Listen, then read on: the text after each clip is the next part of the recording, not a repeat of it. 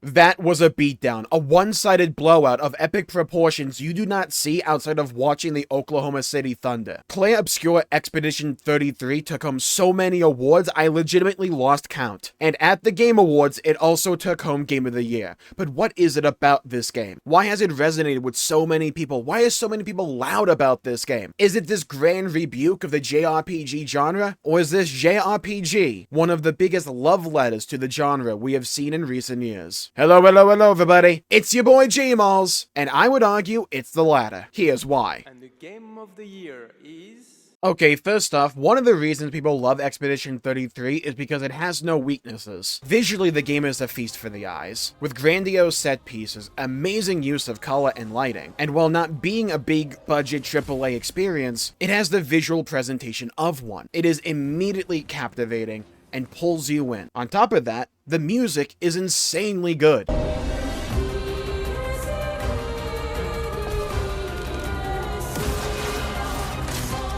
From top to bottom, this soundtrack is incredible. And while I'm not musically inclined, even I, as someone who can really put it into words, can say that this game has a strong auditory identity. And while all the songs feel as if they belong in the game, there's a good amount of variety here as well to fit the various tones and atmospheres the game has going for it. On top of that, the characters are well written, the story is well presented and well paced, and the gameplay loop is also supremely fun. And while the gameplay loop may not necessarily be anything unique, we have seen a lot of these individual mechanics in other RPGs before. That's also kind of the point, and going back to what I was talking about in the intro. This game is a love letter, first and foremost, to a lot of other JRPGs. Even if this one is technically not a JRPG because it's not Japanese. Yeah, that's what the J means in JRPG, which is where the meme that's called a JRPG comes from, because it's a French game. But it's a game that is constructed in that style of older Final Fantasy, like the PlayStation 1 era Final Fantasy, that so many people absolutely love, and this is like a modern version of that. On top of having really satisfying turn-based combat, it also incorporates elements from other JRPGs, such as parrying and dodging. And when you weave that into the experience, there's a reason a lot of games have those systems and those mechanics, because especially in a format like Expedition 33, it works so well and keeps you engaged with the product from start to finish. Even when it's not your turn, you still have things that you can do and get better at. It makes even the most minor of fights feel as if, hey, I can still express my skill here. I can feel as if, hey, I'm able to take advantage of this situation. Being able to keep the player engaged from start to finish, no matter the fight, that is an element a lot of other games kind of struggle with, but Expedition 33, it's one of its strengths. On top of that, we have the overworld. The game is largely broken up into a lot of these micro areas, largely composed of interconnected, glorified hallways. But connecting all of those is an overworld, again, very much in the style of older Final Fantasy and other JRPGs, because again, this game's a love letter. It's not trying to necessarily do anything new, it's just trying to take a lot of those elements from older JRPGs that the developers love so much and just do them well. So again, trying their best to feel like a PS1 Final Fantasy game, it has that overworld to it. And with the grand visual spectacle that this game is, the overworld is just very beautiful to look at. So it has fun and interesting actual levels, but the overworld is also fun and ripe for exploration and things to do, and it only gets better and better as the game goes on. But it's also immediately good right out the gate. The game does an amazing job of introducing the game world to you as the player, and you kind of have your feet firmly planted on the ground with an understanding of kind of what's going on rather quickly. But it's also not done in such a way where they're just yapping exposition at you in a way where it feels like NPCs just trying to catch you, the player, up to speed. They're having normal conversations, and through those normal conversations, you're able to piece together what's going on here, while also leaving enough mystery so that the reveals that happen in the first hour or so hit so dang hard. The game just overall does an amazing job of balancing those various tones.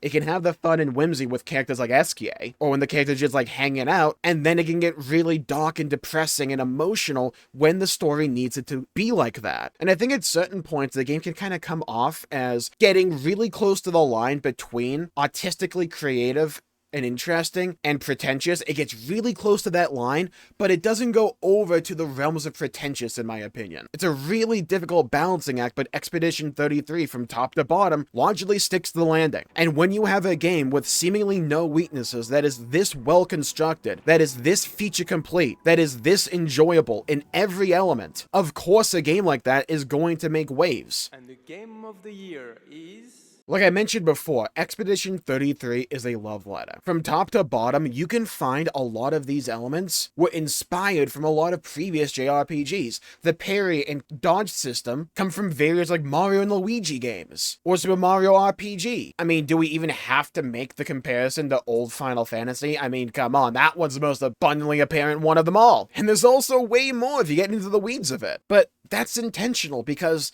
Expedition 33 is composed of a lot of the elements from the developer's favorite games. But it has this unique packaging that just makes it a special experience. It's not trying to say that the genre's dead or washed or whatever. That's just some random people on Twitter that don't know what they're talking about but want to pretend they know what they're talking about, yap about all the time. They're just wrong about something. That's not what the game actually is. And I think trying to take anything away from Expedition 33 because some loud people online are annoying is only doing yourself and the game a disservice. If you are a fan of JRPGs, the chances are you will probably really enjoy this game. It is a phenomenally well-constructed game. Is it perfect? No. No game is perfect though. But its flaws are very few and far between. And for me, the biggest flaw is even a pro, where it's like the story went in a different direction than I thought it was going to, but I still like the new direction. Like, that is the biggest con that I can muster up for this game. And it's still something that I like. The game just has no glaring weaknesses. And when you have a game that is this well polished, this well executed, this well put together, yeah, it's going to make some splashes. And a lot of them at that. Especially from a lot of people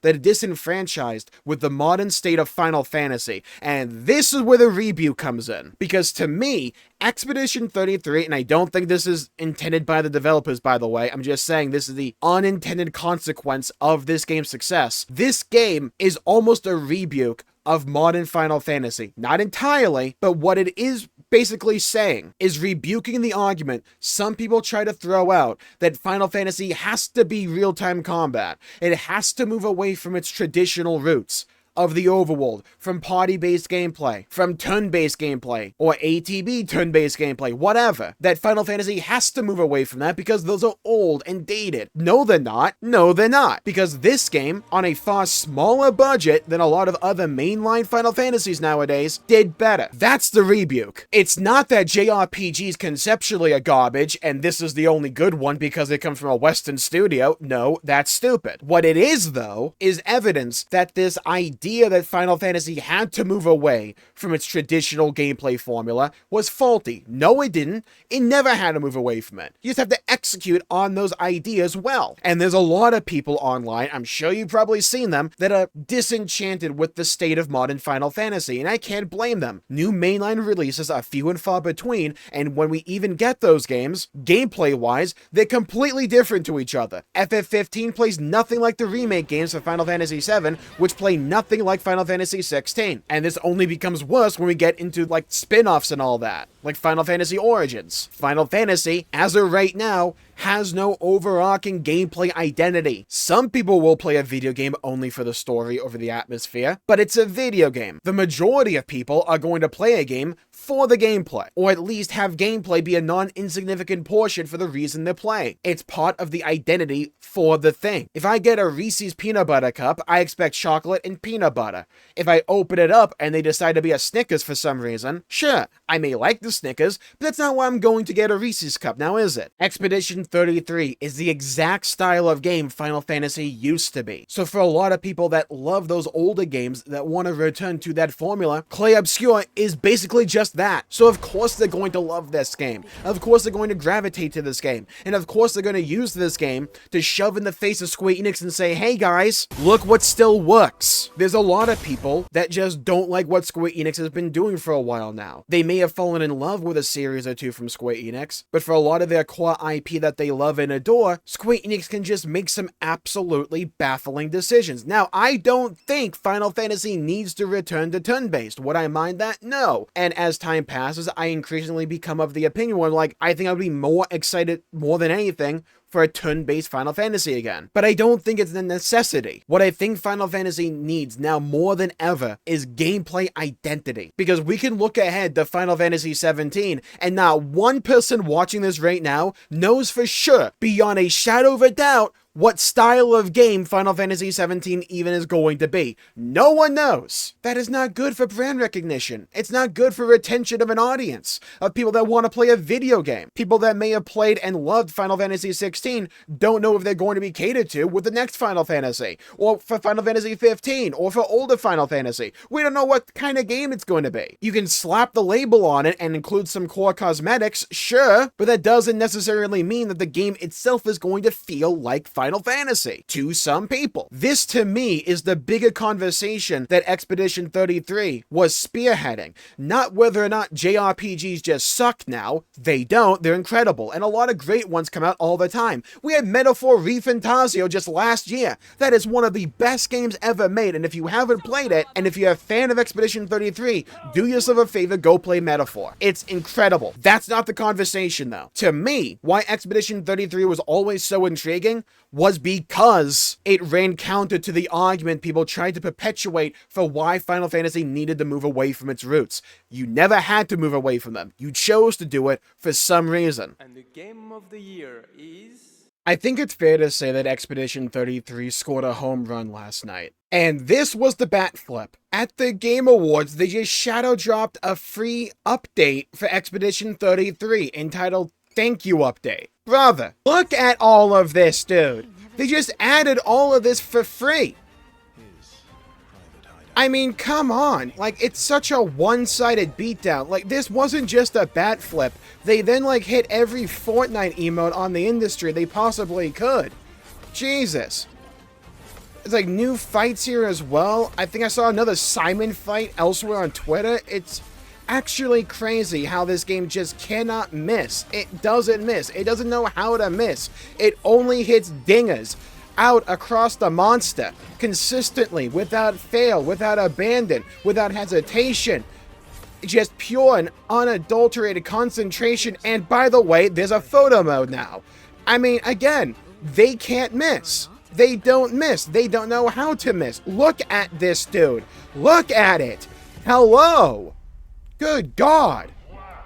Brother, it's another Simon fight. Look, I think too many people put too much stock in award shows. Like, at the end of the day, your favorite game of the year might not be Expedition 33. It might not have been Astro Bot. It might not have been Baldur's Gate, Elden Ring, etc. My favorite game of the year wasn't Expedition 33, but we'll cover that in a day or two. But I think it makes total sense as to why Expedition 33 won. It's an incredible game that's great from top to bottom, has no glaring weaknesses, is well-paced, well-told, well-constructed, and well-executed. And it's very fun as well. And also, just as an aside, really funny how we still have to deal every now and then with some people saying turn-based games are dead, turn-based games aren't that good. 2 of the last 3 Game of the Years at the Game Awards, turn-based games. Baldur's Gate 3, Expedition 33. Now, I'm just saying, I don't think Expedition 33 revived turn-based or revived JRPGs or anything like that. And I don't believe they believe that either, because it wasn't the goal. Because to them and to me and to,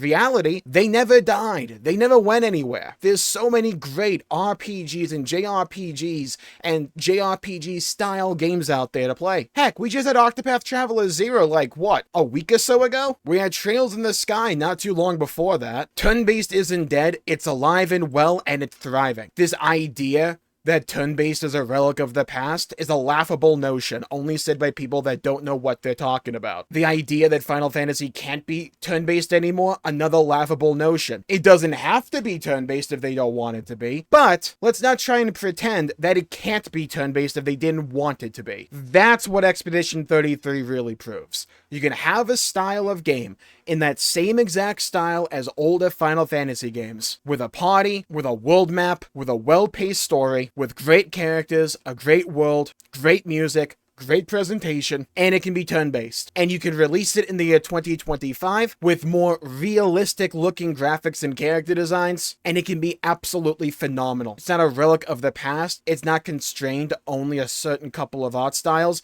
We can have diversity here in aesthetics. We can have games that look and feel different. Turn-based is a wide net. It's not some narrow margin some people think it kind of is, because it isn't. Turn-based games are incredible, and Expedition 33 is another example of it. It doesn't make the rule, it's not the only example, but it is another example of turn-based games being absolutely incredible. And the game of the year is... And here's where you come in. Leave a comment down below with your own thoughts, your opinions on Game of the Year. What was your own Game of the Year? Your favorite game to come out in the year 2025? Let me know. I'd love to hear your thoughts, hear your opinions, and hear your own stories. And I'm going to be answering that same question in a day or two. If you want to stay tuned, make sure to leave a like and subscribe. It really helps the channel out and helps support future content, and I greatly appreciate it. And a certain shareholder of Square Enix is not particularly happy with the state of the company right now, and they put out an absolutely ridiculous over 100-page presentation on all the issues modern Square Enix are facing. I went through it and I broke it down and reacted to it. It's a doozy. You want to check it out? Make sure to click on this video right here for more. Stay safe, everybody. Have a great day, and I'll see you all next time. Bye-bye, everybody. Until we meet again!